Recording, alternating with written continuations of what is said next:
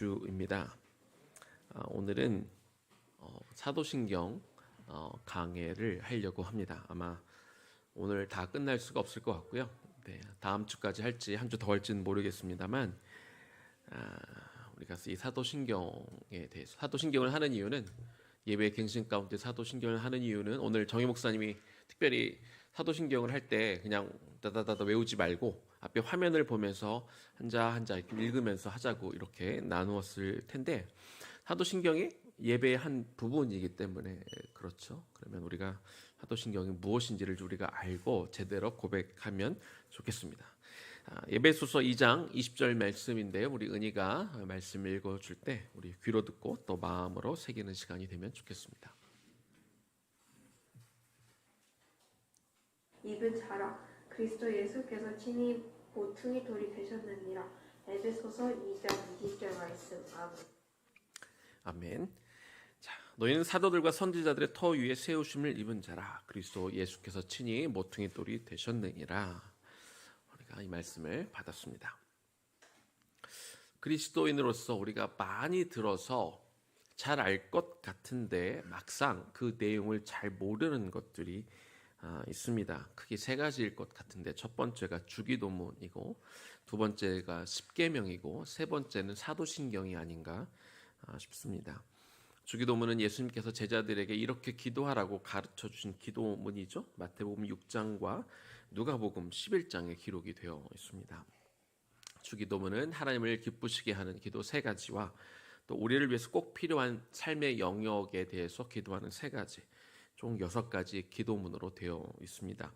십계명은 출애굽한 이스라엘 민족에게 하나님이 모세를 통해서 그들이 이제 새로운 땅 가나안에 가서 반드시 지켜야 될 규범들을 적어주신 가장 기초가 되는 10가지 규범입니다. 첫 번째 4가지는 하나님께 대하여, 나머지 6가지는 인간과 인간 사이에 갖추어야 될 행동 규범들이 기록이 되어 있습니다. 오늘 우리가 나누게 될 이 사도신경은요, 성경이 전하는 신앙의 기본 진리를 잘 압축해 놓은 신앙 고백입니다. 그래서 나는 하나님을 이렇게 믿습니다. 예수님을 이렇게 믿습니다. 성령님을 이렇게 믿습니다. 라는 내용으로 되어 있습니다. 자, 이처럼 주기도문, 사도신경 그리고 십계명 이 세 가지는 크리스천의 신앙생활에 있어 정말 중요하고 기본적인 우리의 가르침인데요. 이 중에서 우리가 예배 때마다 매주 고백하는 사도신경에 대해서 나누어 보도록 하겠습니다. 우리가 오늘날 고백하는 이 사도신경은요, 주후 170년에서 180년 사이에 로마에 있는 로마 교인들이 세례를 받을 때 이렇게 고백하도록 했던 로마 교회의 신조에서 유래가 되었습니다. 당시 세례를 받는 사람에게 세례 문답으로 3가지 질문이 주어졌는데요. 첫 번째는 당신은 전능하신 하나님을 믿습니까? 두 번째는 당신은 동정녀 마리아에게 나시고 본디오 빌라도에 의해서 십자가에 못 박혀 죽으시고 죽은 자 가운데서 사흘 만에 다시 살아나시어 하늘에 오르사 하나님 우편에 앉아 계시고 장차 산자와 죽은 자를 심판하러 오실 하나님의 아들이신 예수 그리스도를 믿습니까? 이렇게 질문을 했고요. 세 번째는 당신은 성령을 믿으며 또한 거룩한 공예와 육체의 부활을 믿습니까? 라고 세례를 받는 사람들에게 이렇게 질문을 하고 네라고 대답하는 사람들에게만 세례를 베풀었습니다. 이 내용이 사도신경의 뼈대가 되었고요.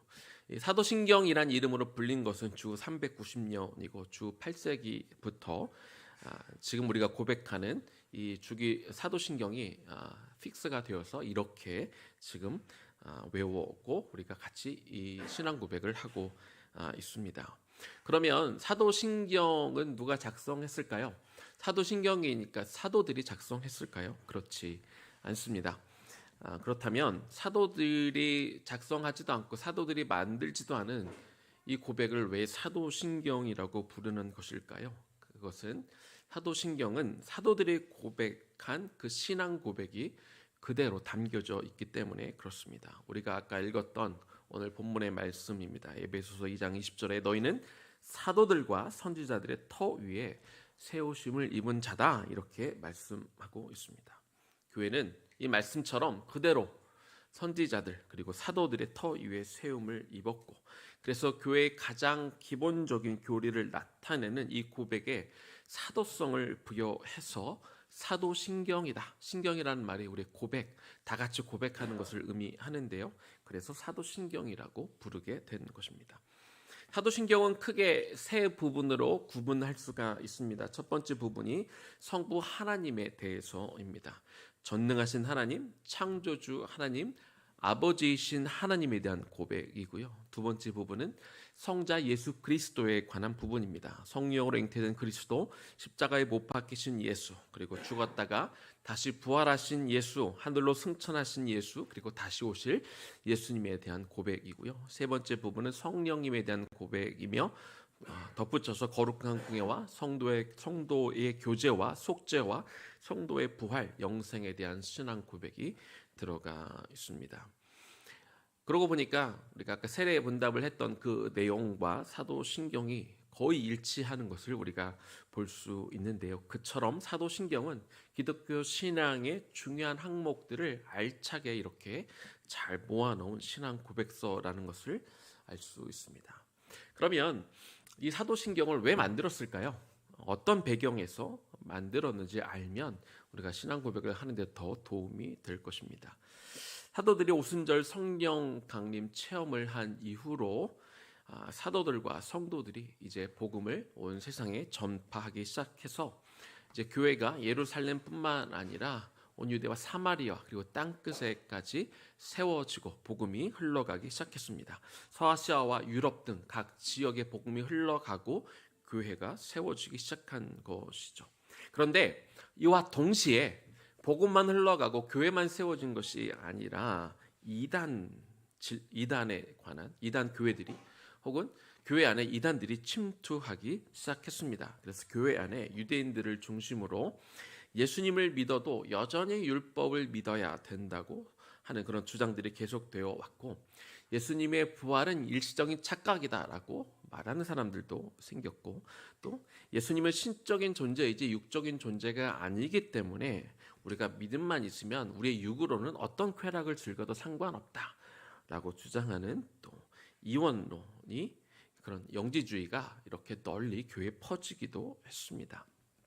그래서 당시 교회는 예수님으로부터 직접 배웠고 또 예수님이 죽으시고 부활하신 것을 직접 목격한 사도들의 말씀, 사도들의 가르침을 잘 보존하고 후대 성도들에게 이것을 전승할 필요성을 느끼게 되었습니다. 이처럼 이단들의 어떤 도전에 대처하고 또 새롭게 이제 예수님을 영접하는 사람들이 정통 신앙으로 무장되도록, 그리고 앞으로 그리스도를 믿는 사람들이 시대를 넘어 모두가 함께 믿고 지켜야 될 그 고백을 정리할 필요성이 느껴져서 사도신경이 만들어진 것입니다. 그러므로 오늘날 저와 여러분이 함께 공부하고 배우고 또 이렇게 암송하고 이렇게 고백하는 사도신경은요, 2000년 전 예수 그리스도를 직접 만나서 예수님으로부터 배우고 또 사도들이 믿고 가르쳤던 것을 나의 것으로 분명하게 하기 위해서 우리가 사도신경을 함께 고백하는 것입니다. 사도신경은 우리가 잘 알다시피 내가 믿사오며 라는 고백으로 시작이 되는데, 이제부터 사도신경의 내용으로 들어가면서 먼저 믿는다는 것, 이것이 어떤 의미인지부터 시작해 보도록 하겠습니다. 믿는다는 것. 믿는다는 것에 대해서 사실 얘기할 게 너무 많은데요. 오늘 이 말씀을 묵상하면서 마가복음 9장에 있는 내용을 가지고 믿는다는 것이 무엇인지 한번 나눠 보기를 원합니다. 예수님이 변화산에서 내려오신 이후 귀신 들린 아이를 고치는 내용이 마가복음 9장에 들어가 있는데요. 이 병고침을 통해 좀 다른 때와 다른 메시지가 하나 들어가 있습니다. 그게 뭐냐면 예수님이 변화산에 가 있는 동안 귀신 들린 아이의 아버지가 예수님을 만나러 왔다가 예수님이 안 계셔서 남아있던 제자들에게 부탁을 했는데, 제자들이 병을 고치지 못하니까 예수님이 제자들을 책망하는 장면이 나옵니다. 그리고 이 상황을 들으신 예수님이 내려오셔서 예수님이 탄식하며 이렇게 말씀을 하시는데요. 마가복음 9장 19절 말씀입니다. 대답하여 이르시되 믿음이 없는 세대여, 여기는 제자들을 지금 책망하며 하시는 말씀입니다. 내가 얼마나 너희 이 제자들과 함께 있었고 내가 얼마나 너에게 참으리요. 자, 그 아버지를 나에게 데려오라. 이렇게 예수님은 병을 고치지 못한 제자들을 책망하고 아버지를 자기에게 데려오라고 하셨습니다. 자, 그런데 귀신 들린 자녀를 예수님에게 데려왔던 이 아버지는 그러면 예수님에 대한 어떤 믿음이 있었기에 그를 아들을 이 예수님께 데려온 것일까요? 사실 아들의 고통이 너무나 커서 예수님에게 이 귀신 들린 아들을 데려오기는 했지만 사실 이 아버지도 예수님에 대한 믿음이 있거나 어떤 확신이 있어서 데려온 것은 아닙니다. 예수라는 사람이 여러 가지 병을 고친다는 소문을 듣고 지푸라기라도 잡는 그런 심정으로 예수님에게 온 것이지요. 그래서 이 아이의 아버지는 예수님을 만났을 때 이렇게 말할 수밖에 없었습니다. 마가복음 9장 22절 말씀인데요. 귀신이 그를 죽이려고 불과 물에 자주 던졌나이다. 그러나 무엇을 하실 수 있거든 확신이 아직 없는 거죠.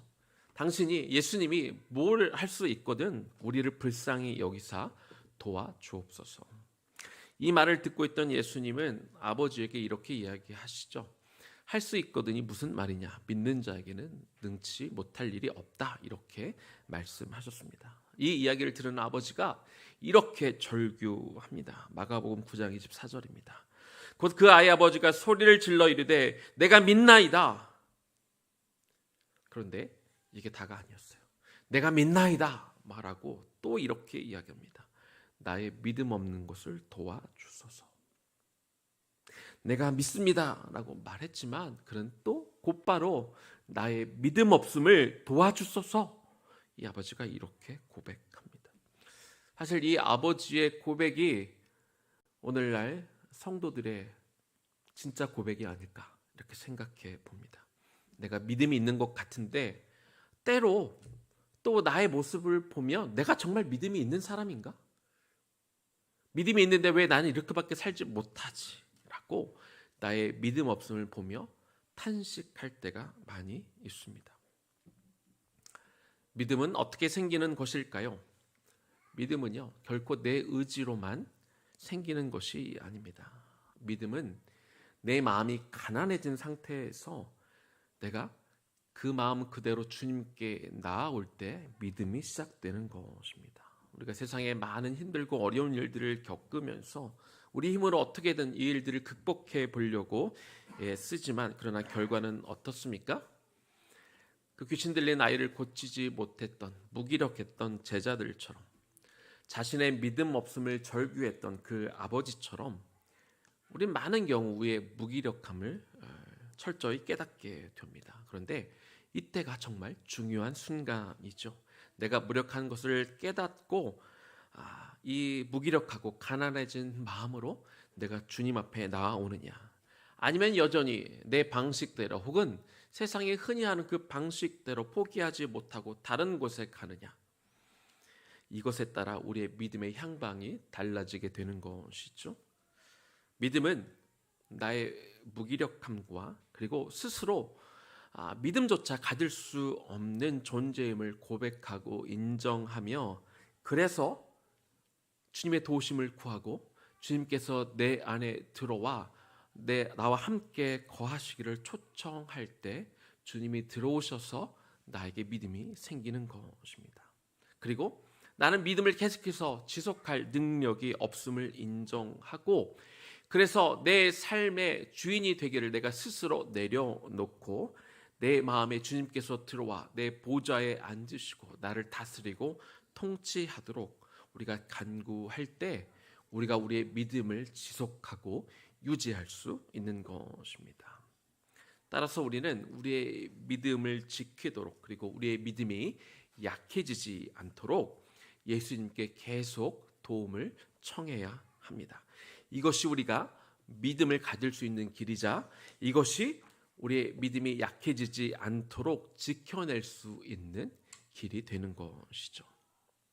자, 이것이 믿음이라고 할 때 이제 우리는 무엇을 믿는가? 먼저는 우리가 첫 번째, 우리가 하나님에 대해서 우리가 어떤 하나님을 믿는지 나눠보기를 원합니다. 첫 번째는 전능하신 하나님입니다. 사도신경의 첫 번째 단어가 전능하신이죠. 성경에서 하나님의 절대 주권을 의미하는 세 가지 단어가 있는데요. 전지, 전제, 그리고 전능입니다. 전지는 하나님께서 모든 것을 다 아신다는 그런 의미가 되죠. 인간이 알 수 있는 것은 한계가 있지만 하나님은 시간과 공간을 초월해서 계시기 때문에 과거, 현재, 미래를 다 아시는 분입니다. 전제라는 것은 하나님이 어디에나 다 계신다, 그런 의미이죠. 하나님은 하늘에만 계시는 분이 아니라 어디에나 동시에 모든 곳에 계시는 무소부재의 하나님이십니다. 전능이란 말은요, 하나님께서는 모든 것에 있어 가능하다, 이런 의미가 됩니다. 여기에 쓰인 전능하신 하나님이라고 할 때 히브리 말로 엘샤다이라는 단어가 기록이 되어 있는데요. 엘샤다이란 말은 절대적이고 우주적인 통치자라는 의미를 가지고 있습니다. 또한 이 말은 자연 질서를 뛰어넘어 당신의 뜻을 이루어낼 수 있는 능력의 소유자라는 그런 의미도 가지고 있습니다. 하나님은 전능하신 분이기 때문에 무엇이든지 할 수 있습니다. 그런데 전능하신 분이고 모든 것을 하실 수 있고 초월적인 자연을 거슬려서 일하실 수 있는 분이라고 해서 항상 그분이 초월적으로만 일을 하시는 분은 아닙니다. 하나님의 역사의 주관자이시지만 하나님은 늘 사람을 통해 일하기를 원하십니다. 그래서 사람에게 지혜도 주시고 또한 자유의지도 주셨습니다. 그래서 사람의 의지를 통해 또 하나님께서 허락하신 지혜를 통해 하나님의 역사를 이루어 가시죠. 그러나 하나님은 당신의 뜻을 반드시 또한 이루어 가시는 분이기 때문에 결정적인 순간에 깊이 개입하십니다. 그래서 필요하시면 당신의 전능하신 능력을 사용하셔서 역사를 이루어 가시지요. 예를 들면 하나님의 전능이 어디에서 볼 수 있다면 애굽에서 종살이를 하고 있던 이스라엘 백성들을 출애굽시켜서 해방시키고 그들을 가나안 땅으로 인도할 때 전능하신 하나님을 우리가 볼 수 있습니다. 이스라엘 백성들은요, 자기들의 힘만으로는 절대 그곳에서 벗어날 힘이 없었습니다. 그래서 하나님께서 직접 개입하셔서 모세를 그곳에 보내시고 모세 혼자 일을 하는 게 아니라 10가지 재앙을 통해 또 홍해 바다를 건너게 하시고 또 광야에서 그들을 인도하심을 통해서 이스라엘을 해방시켜 주시고 그들이 가나안으로 가도록 전능하신 하나님의 능력을 사용하셔서 하나님의 뜻을 이루어 주셨습니다. 그리고 하나님의 능력을 볼 수 있는 곳이 성경에 너무 많지만은요, 결정적인 하나를 소개하자면 하나님의 전능은 예수 그리스도의 십자가에서의 죽음과 부활 사건에서 경험되고 증거됩니다. 예수 그리스도의 부활 사건은 하나님이 전능하신 분이라는 것을 명백하게 우리에게 보여주는 것이죠. 저와 여러분이 절대로 극복할 수 없는 한 가지가 있습니다. 그것은 죽음의 문제입니다. 그런데 하나님은 당신의 전능하신 능력으로 인류의 죄를 안고 십자가에서 죽으신 그리스도께서 죽음을 이기고 부활하게 하셨고 또 그리스도의 십자가 죽음과 부활을 믿는 모든 사람들 또한 사망 권세를 이기고 영원한 생명을 얻게 하셨습니다. 이것이 십자가와 부활의 능력이자 곧 하나님의 전능이기도 한 것이죠. 사람들은 이같이 전능하신 하나님을 믿었고 사람들에게 증거했습니다. 사망 권세를 이겨내고 영원한 생명을 주시는 전능하신 하나님을 믿는 그 믿음이 사도들로 하여금 일평생 복음 전도자가 되게 하였습니다.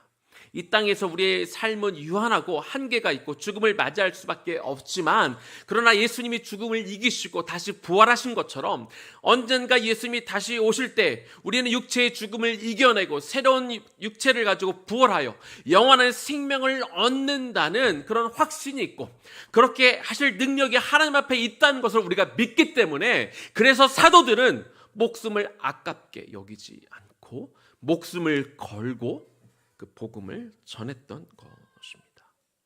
이 모든 것의 근원이 결국 하나님의 능력, 죽음을 이겨내시는 하나님의 능력에서 시작된 것이죠.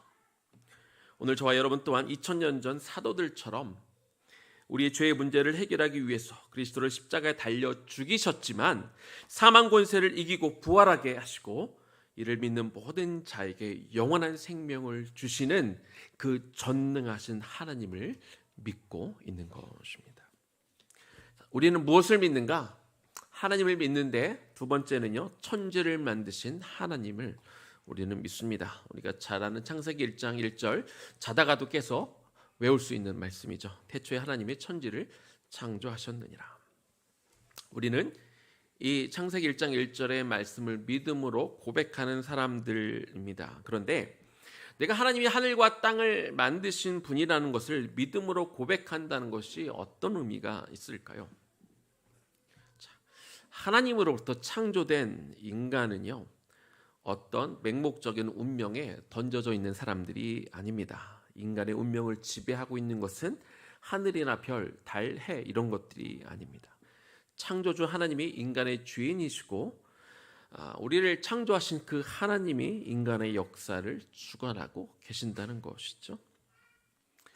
이스라엘이 바벨론 포로로 잡혀가 절망 가운데 있을 때 예언자는요, 이스라엘의 운명이 바벨론 왕에게 있지 않다는 것을 명확하게 알고 이렇게 증거했습니다. 이사야서 41장 8절과 9절입니다. 그러나 나의 종도 이스라엘아, 내가 택한 야곱아, 나의 벗 아브라함의 자손아, 내가 땅끝에서부터 너를 붙들며 땅 모퉁이에서부터 너를 부르고 너에게 이르기를 너는 나의 종이라, 내가 너를 택하고 싫어하여 버리지 아니하였다 하였노라. 이스라엘의 운명은요, 어떤 자연이나 혹은 어떤 강대국 왕에게 있는 것이 아닙니다. 그들을 창조하시고 당신의 백성으로 삼아 주신 하나님의 손에 있다는 것을 이사야 선지자는 명확하게 밝히고 있는 것이죠. 시편 기자는 이렇게 말합니다. 시편 121편 1절과 2절입니다. 내가 산을 향하여 눈을 들리라. 나의 도움이 어디서 올꼬? 어디서 옵니까? 나의 도움은 천지를 지으신 여호와에게서로다. 아까도 말씀을 드렸습니다만 사람의 운명은 피조물인 어떤 사람이 결정하는 것도 아니며 해와 달과 별이 아닙니다. 해와 달과 별을 만드신, 인간을 창조하신 하나님이 이 세상 모든 것을 주관하고 계십니다. 그래서 하나님을 창조주로 고백하는 그런 믿음을 가진 사람들은요, 사주를 보거나 궁합을 보거나 이사 날짜를 받거나 토정 비결을 참고하거나 점을 치거나 굿을 해서는 안 됩니다. 또한 내가 창조주 하나님을 믿는다는 것은요, 창조주의 계획 가운데 내가 포함되어 있음을 믿는 것을 의미합니다. 에베소서 2장 10절입니다. 우리는 그가 만드신 바라. 저와 여러분은 하나님이 창조하셨습니다. 그런데 그들을 향해 그리스도 예수 안에서 선한 일을 위하여 지으심을 받은 자니, 저와 여러분은 예수 안에서 선한 일을 위하여 지으심을 받은 자입니다. 이 일은 하나님이 전에 예비하사 우리로 그 가운데 행하게 하려 하심이라. 선한 일을 하기 위하여 지음을 받은 자라. 성경은 이렇게 기록하고 있습니다. 따라서 저와 여러분은 그냥 맹목적으로 우연히 세상에 태어난 존재가 아니라는 것이죠. 나의 존재 가치는 하나님의 계획 가운데 기초되어 있기 때문에 모든 사람은 가치가 있는 것입니다. 나라는 존재는 하나님이 필요해서 이 땅에 보내주신 필수적인, 필연적인 존재라는 것입니다. 그래서 하나님은 저와 여러분을 통해 이루고자 하는 계획과 목적이 다 있는 것입니다. 이처럼 창조주 하나님을 믿는다는 것은 하나님이 이 세상 만물을 지으신 분인 것을 믿는 것과 함께 동시에 창조주께서 나 또한 지으시고 만드셨다. 그리고 하나님이 나를 지으시고 만드실 때에는 나를 향한 특별한 계획과 목적이 있어서 나는 그만큼 소중하고 가치 있는 존재이다. 이것을 믿는 것입니다. 그래서 여러분이 창조주 하나님을 믿는다라고 고백하실 때 인생 가운데 나를 향한 하나님의 계획과 뜻이 있구나라는 것을 믿으며 살아가실 수 있기를 축복합니다. 우리는 무엇을 믿습니까? 하나님을 믿는데 세 번째입니다. 아버지 하나님을 우리는 믿습니다. 사도신경에는 하나님 아버지를 믿사오며 라고 우리가 고백하게 되어 있습니다. 전능하신 하나님, 천지를 만드신 하나님과 더불어 우리는 하나님을 아버지라고 우리가 사도신경을 외우며 고백하게 되어 있는 것이죠. 아버지와 자식 사이는 가장 가까운 관계여야 합니다. 사도 바울은 하나님께서 주님을 믿는 모든 성도들을 양자 삼으셨고 그들의 아버지가 되셨다 이렇게 기록하고 있습니다. 로마서 8장 14절과 15절 말씀입니다. 하나님의 영으로 인도함을 받는 사람은 곧 하나님의 아들이라. 너희는 다시 무서워하는 종의 영을 받지 아니하고 양자의 영을 받았으므로 우리가 아빠, 아버지라고 부르짖느니라. 이 아버지라고 번역된 말 히브리어는 아바라는 것은요, 우리가 흔히 아이들이 아빠라고 친밀하게 부를 때 부르는 그런 애칭입니다. 주님은 기도하실 때, 예수님도 기도하실 때 이 아이들이 아빠에게 이야기하듯 친밀하게 기도하셨습니다. 주님이 세상에 계실 때 하나님을 아빠라고 부르신 것은 예수님이 얼마나 하나님 아버지와 친밀한 관계에 있었는지를 보여줍니다. 하나님들은 성도들과 관계의 맺음에 있어서 무서워하는 그런 관계가 아니라 친밀한 관계를 원하셨고, 그래서 주님을 통해서 주기도문을 통해서 우리가 하나님을 아빠라고 부르도록 그렇게 가르쳐 주신 것이죠. 우리가 잘 아는 마태복음 5장에 나오는 주기도문이 이렇게 시작합니다. 그러므로 너희는 이렇게 기도하라. 하늘에 계신 우리 아버지여, 우리 아빠여 라고 이렇게 되어 있습니다. 따라서 우리는 예수님이 가르쳐 주신 대로 하나님을 아빠라고 부르며 하나님과 가까운 관계 속에 들어갈 수 있어야 됩니다. 당시 이 가르침을 들은 대부분의 유대인들은요, 하나님을 향해서 감히 아빠라고 불렀다고 분노하고 그리고 예수님을 신성모독으로 죽이려 했습니다. 그러나 예수님의 가르침은 명확합니다. 하나님 아버지와 성도의 관계는 친밀한 자녀 관계가 되는 것이 마땅하다는 것이죠.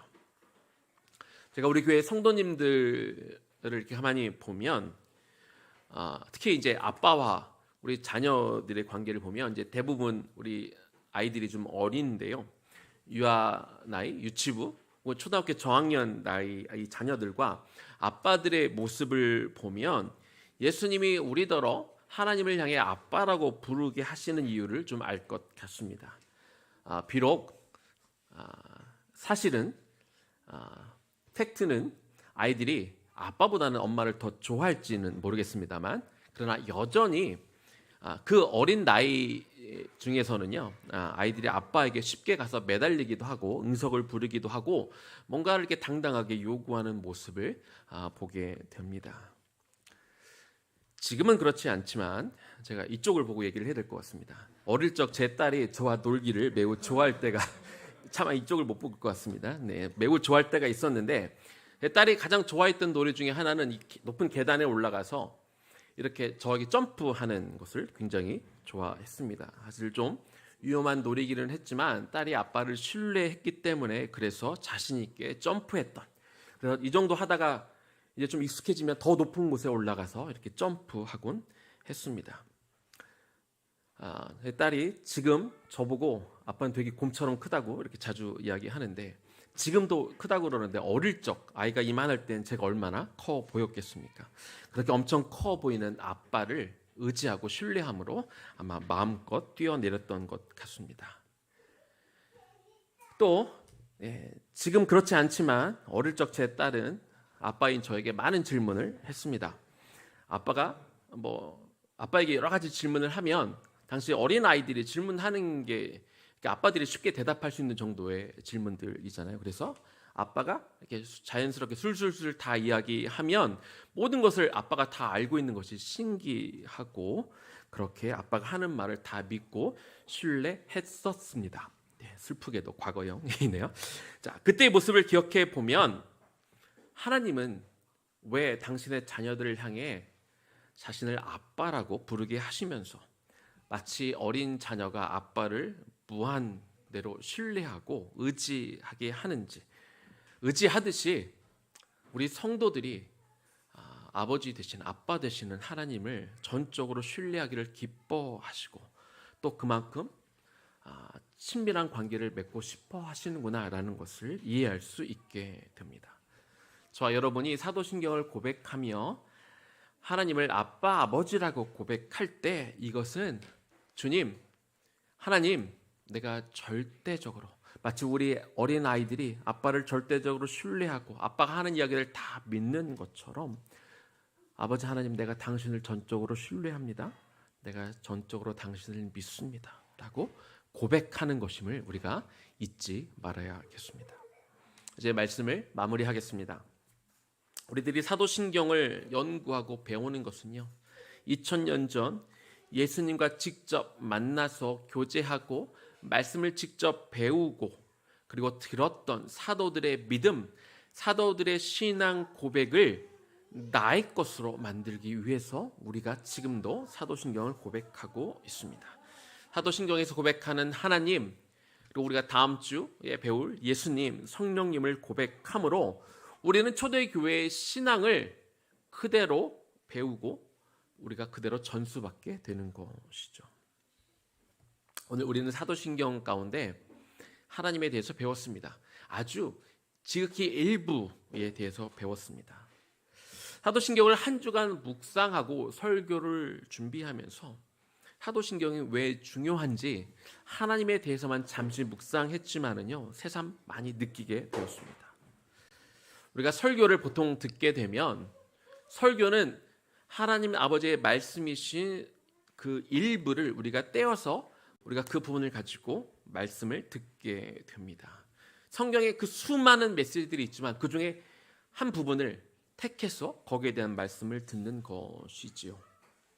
그런데 우리가 예배 때마다 고백하는 사도신경은 정말 방대한 내용을 담고 있습니다. 물론 함축된 내용을, 요약된 내용을 고백하는 것이지만 실로 우리가 믿는 것의 대부분을 담아낸 그 고백, 그 신경을 온 성도들이 한 목소리로 고백하며 우리의 믿음을 확인하는 것이죠. 설교에서 다 다룰 수 없고 찬양과 기도, 한 예배를 통해 다 다룰 수 없는 우리가 믿어야 되는 대부분의 것들을 짧은 시간, 짧은 문장이지만 우리가 하나님 앞에서 믿음으로 고백하는 것입니다. 그렇기 때문에 사도신경을 고백하는 시간은 너무나 중요하고 그냥 다다다다 외워서 되는 시간이 아닌 것이죠. 여러분, 우리가 사랑하는 사람에게 여러분들 고백하셨죠? 다 고백하신 경험이 있을 겁니다. 여러분이 사랑하는 사람에게 고백할 때 어떤 마음으로 고백하십니까? 뭐 책을 외우듯이 혹은 무감정하게 불친절하게 여러분 사랑의 고백을 하지는 않았을 겁니다. 최대한 성의 있게 진정성을 가지고 내 그 고백이 그 사람에게 전달되기를 소망하는 그 마음으로 여러분들 사랑 고백하지 않으셨습니까? 사도신경은 하나님에 대한 우리의 믿음을 그리고 하나님에 대한 우리의 사랑을 고백하는 시간입니다. 그 고백의 시간이 아무 의미 없이, 아무런 가치 없이, 아무런 내용 없이, 아무런 진정성 없이 무성의하게 올려드리면 안 되는 것이지요. 아마 여러분의 사랑하는 사람이 그렇게 여러분에게 고백했다면 여기 함께 있는 분은 아무도 없을 것입니다. 다시 한번, 그래서 우리는 이 사도신경을 고백할 때 우리의 마음을 다해, 내 정성을 다해 이것이 담고 있는 그 의미들을 깨닫고 기억하며 내 생명을 다해 나의 그 고백의 진정성이 하나님 앞에 닿도록 고백해야 되는 것이죠. 우리가 예배 갱신을 다루며 우리가 사도신경 강해를 하고 있는데요. 우리가 사도신경을 우리가 외울 때마다 예배 앞부분에 있는데 사도신경을 우리가 진정한 고백으로 하나님 앞에 드릴 수 있으면 우리가 그 예배에 성공할 수 있을 것 같습니다.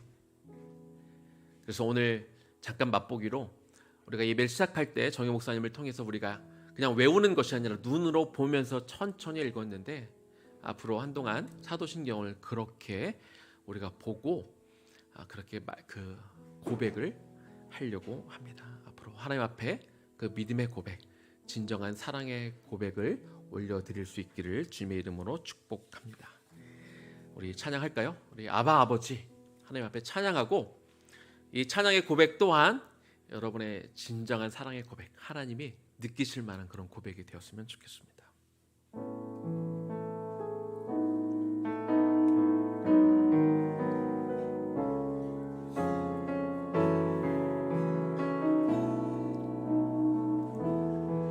아바 아버지, 아바 아버지, 아바 아버지, 나를 안으시고 바라보시는 아바 아버지, 아바 아버지, 아바 아버지, 나를 도우시고 힘주시는 아버지. 다시 한번 찬양할까요? 아바 아버지, 아바 아버지, 아바 아버지, 나를 안으시고 바라보시는 아바 아버지, 아바 아버지, 아바 아버지, 나를 도우시고 힘주시는 아버지. 주는 내 마음을 고치시고 볼 수 없는 상처 만지시네. 나를 아시고 나를 이해하시네. 내 영혼 새롭게 세우시네. 우리 한 번 더 고백합니다. 아바 아버지, 아바 아버지, 아바 아버지, 나를 안으시고 바라보시는 아바 아버지, 아바 아버지, 아바 아버지, 나를 도우시고 힘주시는 아버지. 주는 내 마음을, 주는 내 마음을 고치시고 볼 수 없는 상처 만지시네. 나를 아시고 나를 이해하시네. 내 영혼 새롭게 세우시네. 주는 내 마음을, 주는 내 마음을 고치시고 볼 수 없는 상처 만지시네. 나를 아시고 나를 이해하시네. 내 영혼 새롭게 세우시네. 주는 내 마음을 고치시고, 주는 내 마음을 고치시고 볼 수 없는 상처 만지시네. 나를 아시고 나를 이해하시네. 내 영혼 새롭게 세우시네. 오늘 우리가 사도신경에 대해서 배우면서 오늘 하나님 아버지에 대해서 좀 나누었는데요, 저한테 가장 의미가 있었던 건 전능하신 하나님이었어요. 우리가 전능 그러면 힘이 세고 능력이 많고 모든 것을 할 수 있는 어떤 히어로 같은, 어벤져스 같은 그런 이미지를 상상할 수 있는데요. 이 말씀을 묵상하다 보니까 이 전능하신 하나님이 그 전능하신 힘을 어디에다 사용했냐면 자기를 과시하는 데 사용한 것이 아니라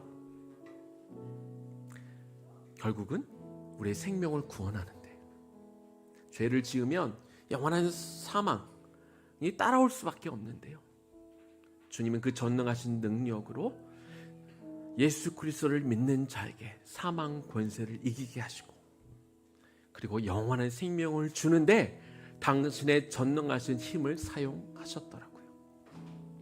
창조주 하나님도 마찬가지입니다. 창조주 하나님은 이 세상 만물을 다 지으신 분이기도 한데 오늘 다루지는 않았지만 그것들을 우리로 하여금 다스리게 하셨던 분이시고, 뿐만 아니라 저와 여러분을 또 창조하신 것이죠. 우리는 그냥 우연히 어느 날 갑자기 태어난 존재들이 아닙니다. 그리고 거기에는 우리만을 향한 하나님의 특별한 목적과 계획이 있다는 거예요. 그만큼 우리는, 저와 여러분은 한 분 한 분은 다 소중한 가치, 특별한 존재라는 것이죠. 그리고 우리의 아빠 되신 하나님은 예수님을 통해 가르쳐 주셨어요. 그냥 엄격하고 뭘 잘못하면 혼내고 심판하시는 그런 하나님이시기도 하지만 그 전에 아빠라고 부르게 하시면서 친밀하신 하나님. 어릴 적 우리 아이들이 아빠를 마음껏 의지하고 안기고 요구하고 응석 부리고 했던 그 아버지와 같은 그런 아버지로 인식하고 정말 친한 관계를 되기를 원하시는 그런 아버지이시죠. 우리가 예배를 드리며 사도신경을 하나님 앞에 올려드립니다.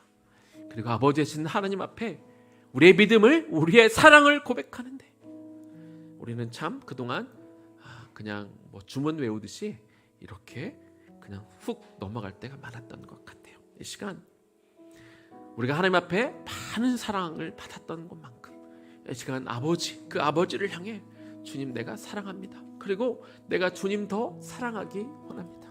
내가 더 주님을, 처음에 우리가 고백한 것처럼 우리는 우리가 하나님을 믿을 만한 믿음을 가질 능력도 없고 주님을 마음껏 사랑할 능력조차 없는 사람들이지만 나의 무기력함을 인정하고 주님 앞에 내 마음을 내어드리고, 주님 그래서 내가 주님이 필요하오니 주여 내 마음 가운데 찾아오시소서.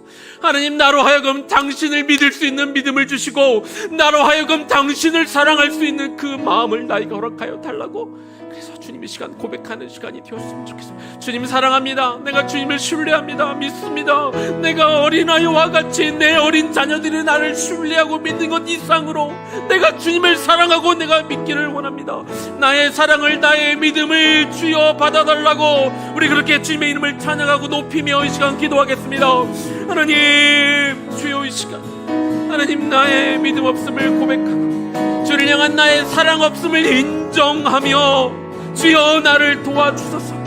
내가 주를 믿습니다. 그러나 주여 나의 믿음 없음을 용서하여 주시고, 내가 주님을 사랑하지만 주를 향한 나의 사랑에 너무 약함을 용서하여 주시옵소서. 주여 그래서 이 시간 엎드려 주님 앞에 나와 나의 가난한 마음과 빈 마음과 하나님 연약한 심령으로 주 앞에 주여 내가 더 사랑하기를 원하고 주여 내가 주님을 더 굳게 믿기를 원합니다. 이렇게 고백하는 당신의 이 백성들의 고백을 하나님 이 시간 받아 주옵소서. 하나님 우리가 사도신경을 매 주일마다 고백하지만 그러나 그렇게 무성의하고 하나님 진심을 담아 고백했음을 우리가 인정하고 회개합니다. 아버지 하나님 우리의 고백이, 이 사도신경의 고백이 하나님을 향한 그 진심과 우리의 마음을 담아 고백하는 그 고백이 되게 하여 주옵소서.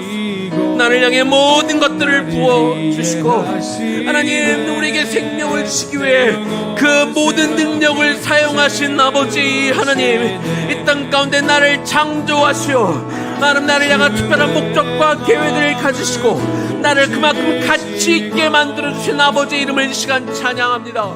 나에게 나 같은 존재를 감히 하나님을 향해 아빠 아버지라고 부르게 하시며 나와 친밀한 관계를 요구하시는 그 아버지 하나님, 하나님, 그 아버지를 향해 이 시간 우리가 마음을 모아 나의 마음을 다해 나의 모든 것들을 쏟아 주님을 사랑한다고 이 시간 고백하기를 원합니다. 주님 사랑합니다. 주님, 내가 당신을 신뢰합니다. 어떤 상황과 어떤 경우, 모든 환경 가운데 내 믿음과 사랑이 흔들리지 않으며 내가 나의 당신의 사랑을 고백하는 자가 될 것입니다.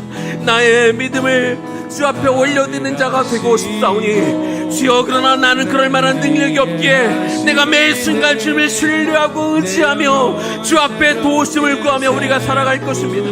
오 주여, 연약한 나를 도우시고 우리를 긍휼히 여겨주시고 우리를 사랑하여 주심을 하나님, 그렇게 우리가 주님과 더 긴밀하고 친밀한 관계 속에 더 연합하여 우리가 가지가 되어 나무이신 그 주님 앞에 꼭 붙들려 내가 주님 안에 거하고 주님이 내 안에 거함을 통하여 하나님이 기뻐하시는 그 열매들을 맺어가는 의의 나무들로 우리가 그렇게 자라가게 하여 주시옵소서. 아바 아버지,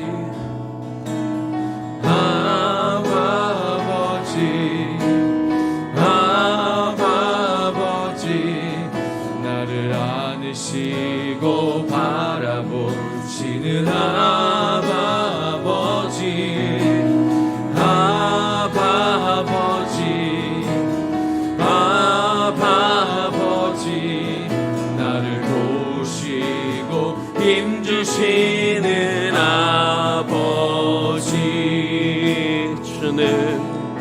주는 내 마음을 고치시고 볼 수 없는 상처 만지시네. 나를 아시고 나를 이해하시네.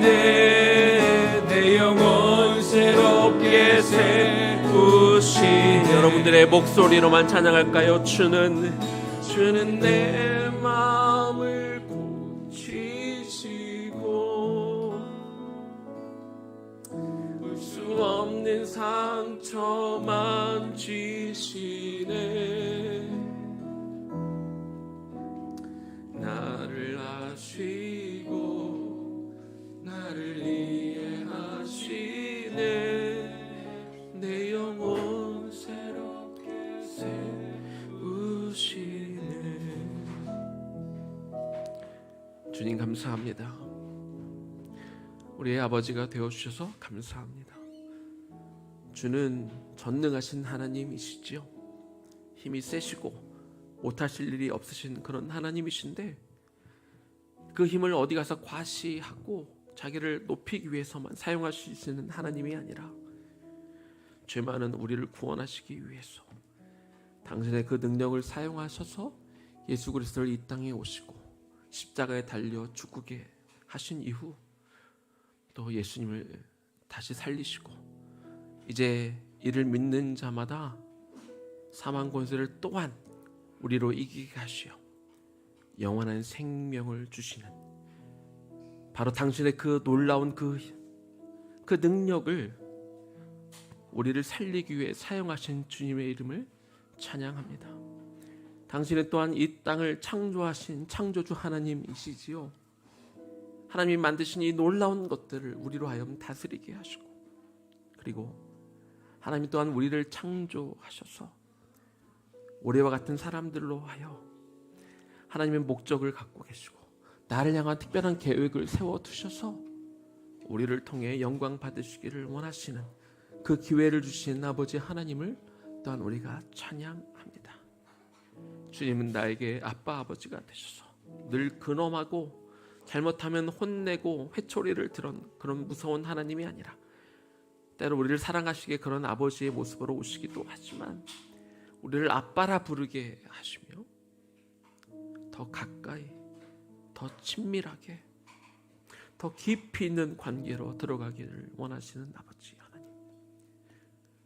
주님, 우리가 그 아버지 하나님을 사도신경 안에 우리가 날마다 고백할 때 이제는 진지하게 그 의미를 담아 나를 사랑하시고 안으시는 나를 용서하시는, 나를 기다려주시는 그 아버지께 진정성 있는 고백을 올려드리기를 원합니다.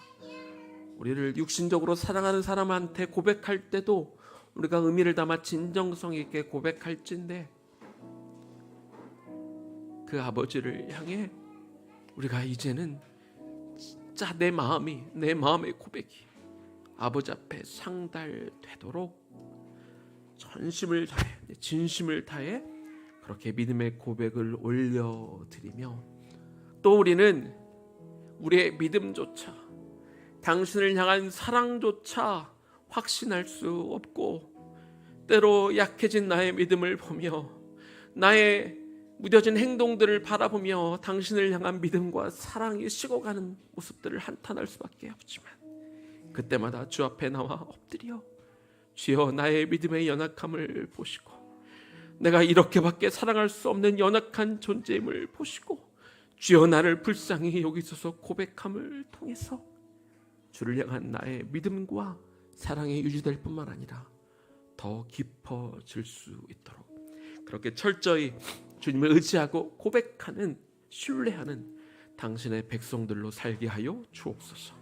이제는 우리 주 예수 그리스도의 은혜와 하나님 아버지의 극진하신 사랑하심과 성령님의 감동 감화하심과 그 교통 역사하심이 이제는 전심으로 진심을 다하여 우리 아버지 하나님께 나의 사랑과 믿음을 고백하며 그렇게 주님을 따라가는 인생을 살아가게 될 당신의 백성들 머리 위에, 특별히 우리의 다음 세대 머리 위에 지금부터 영원까지 충만하게 거하시기를 간절히 축원하옵나이다.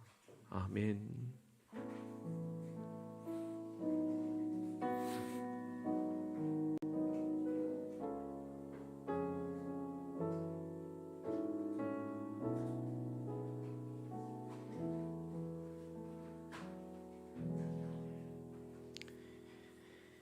이번 한 주간도 승리하시기 바랍니다. 우리 2시 35분부터 우리 주일학교 그리고 가지 모임 하도록 하겠습니다.